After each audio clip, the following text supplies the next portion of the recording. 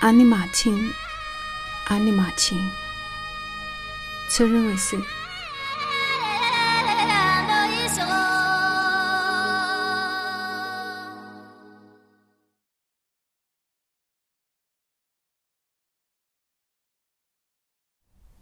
？67，似乎走不完的转山路啊，但并不是只有我们转山。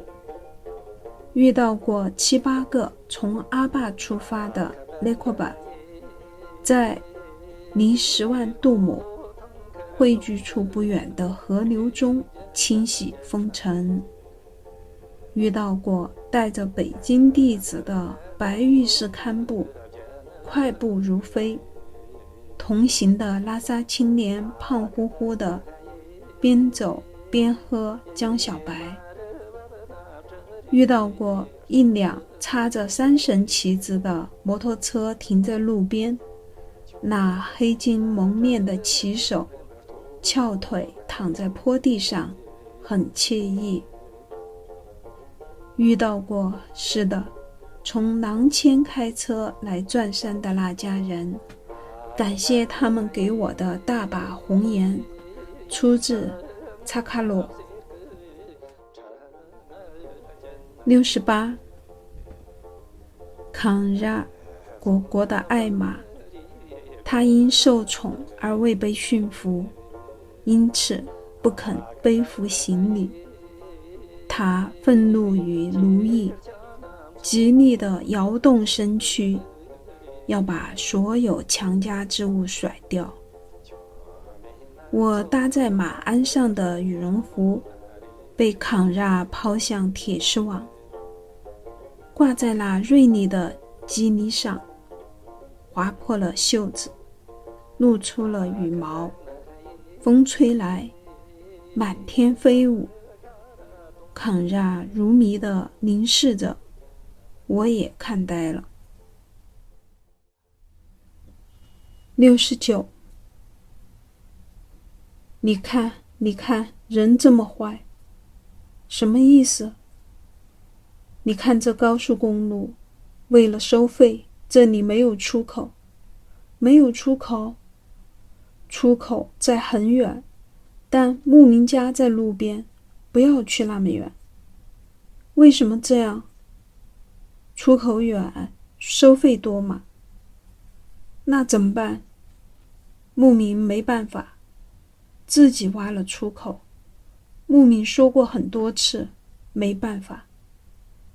收费高吗？走他们的出口，每次100、200元，我们受不了。喜欢这个路吗？它快得很嘛。原来我们去马钦40几公里，现在20几公里，方便多了，也干净呗。